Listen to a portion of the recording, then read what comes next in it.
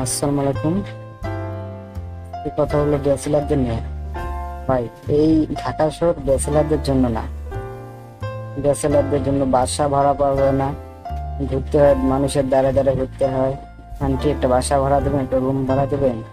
যদিও বাসালো একটু মন নরম হয়, তারপরও বলবে যে তোমার রুমে কয়জন থাকবা, রান্না করে খাবা কিনা। তারপর তারপর বলবে যে মনে করেন যে রুমের ভাড়া ধরেন 5,000, ব্যাচেলারদের ব্যাচেলার যখন দেবে ব্যাচেলারদের কাছে রুম ভাড়া চাইবে 6,000 বা 7,000, মানে এরকম, মানে এক্সট্রা 2,000-3,000 টাকা বেশি নিবে। আর যদি আপনার বউ বা ফ্যামিলি মেম্বার কেউ থাকে, তাহলে দেখবেন যে বাসা বাসা ভাড়া 5,000 আছে। তারপর হচ্ছে বুয়া। বুয়া ভাই, ব্যাচেলার বাসার বুয়া যে কি, যদিও একটা বুয়া পান, তারপর দেখবেন যে বুয়া মাসে চাইবো 5,000 না 6,000 চাইবো, ঠিক নেই।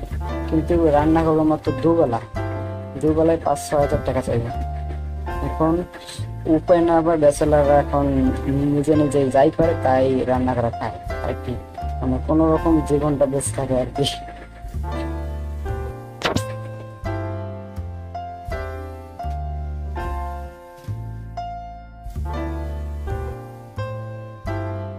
আসসালামু আলাইকুম। এই কথা হলো ব্যাচেলারদের নিয়ে। ভাই, এই ঢাকা শহর ব্যাচেলারদের জন্য না। ব্যাচেলারদের জন্য বাসা ভাড়া পাওয়া যায় না, ঘুরতে হয়, মানুষের দ্বারে দ্বারে ঘুরতে হয়। আন্টি একটা বাসা ভাড়া দেবেন, একটা রুম ভাড়া দেবেন।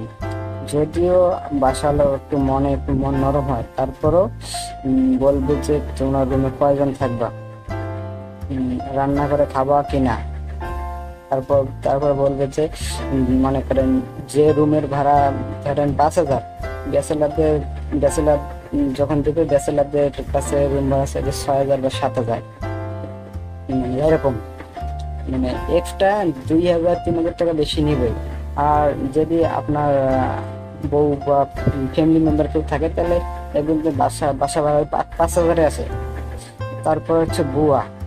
বুয়া ভাই, ব্যাচেলার বাসার বুয়া যে কি, যদিও একটা বুয়া পান, তারপর দেখবেন যে বুয়া মাসে চাইবো 5,000 না 6,000 চাইবো, ঠিক নেই। কিন্তু রান্না করবো মাত্র দুবেলা, দুবেলায় 5-6 হাজার টাকা চাইবে। এখন উপায় না, আবার ব্যাচেলাররা এখন নিজে নিজে যাই করে তাই রান্না করা খায় আর কি, মানে কোনো রকম জীবনটা বেঁচে থাকে আর কি।